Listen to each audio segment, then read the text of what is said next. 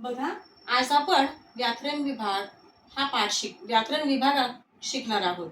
याच्यामध्ये आपल्याला हा एक व्याकरणाचा भाग म्हणजे लेखन नियम हा प्रश्न कसा लिहायचा परीक्षेत ते आज आपण पाहणार आहोत. लेखन नियम म्हणजे लेखनाचे काही नियम आहेत. कसे आहेत, कोणते आहेत ते नियम आज आपण इथे पाहून घेऊ. बघा, आता पहिला नियम काय आहे बघा. जे मूळ अक्षर आहेत, कोणती आहेत मूळ अक्षर माहित आहेत ना? स्वर आहेत, व्यंजन आहेत. स्वर कोणते आहेत?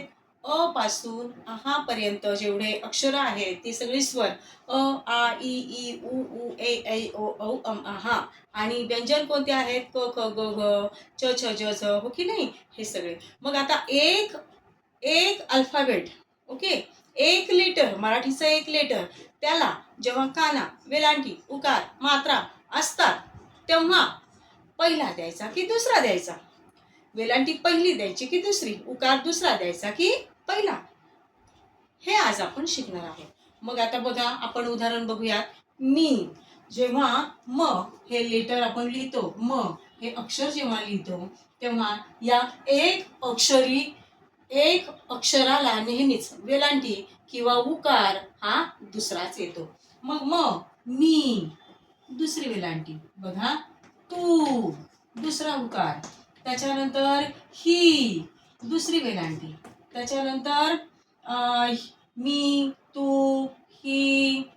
त्याच्यानंतर की, एक अक्षरी की आला, हो की नाही? मग याला एक अक्षर असेल तेव्हा त्याला काना, वेलांटी, उकार हा नेहमी दीर्घ येतो म्हणजे दुसराच येतो. त्याच्यानंतर दुसरा नियम बघा, जेव्हा शब्द हे 2 अक्षरी असतात, 3 अक्षरी असतात तेव्हा त्या शेवटच्या अक्षराला नेहमी उकार आणि वेलांटी ही नेहमी दुसरीच येते. आता उदाहरणार्थ बघा, दुसरा नियम आपण पाहतोय. दुसरा नियम आपण कोणता पाहतो बघा. 2 अक्षरी शब्द राजू, ज्याला उकार दीर्घच येणार, दुसराच येणार.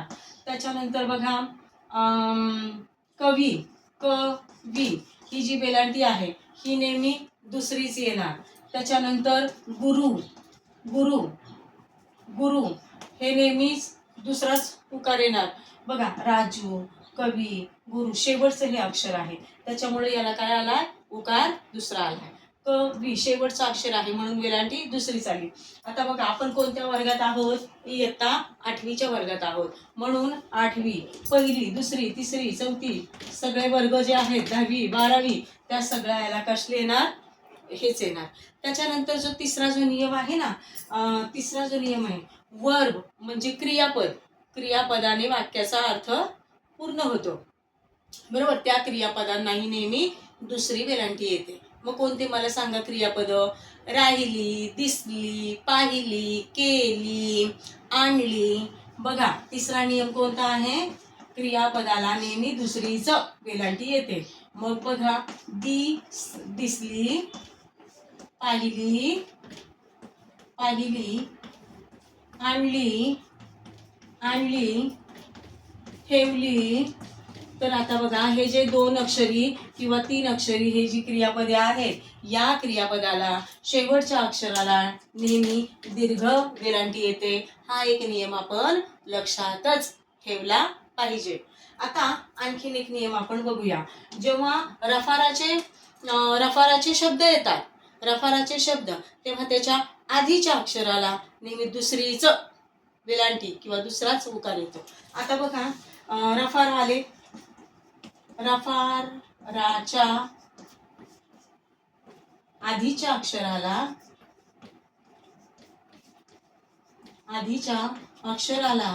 नेहमी उकार दुसरा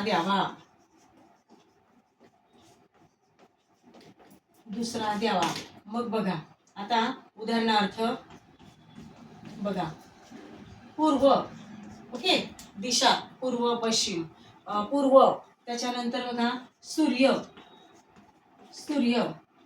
त्याच्यानंतर बघा, पूर्व, सूर्य. आणखी कोणते शब्द? सूर्योदय, सूर्योदय. त्याच्यानंतर बघा, सूर्यास्त, सूर्योदय, सूर्यास्त. हे जे आहेत ना, हे रफारावाले हे काय आहेत? अक्षर आहेत. आणि रफाराच्या आधीच्या अक्षराला उकार हा नेहमी दीर्घच येतो. समजलं? राहतील नियम लक्षात? Okay, done. चला घ्या लिहून वहीमध्ये.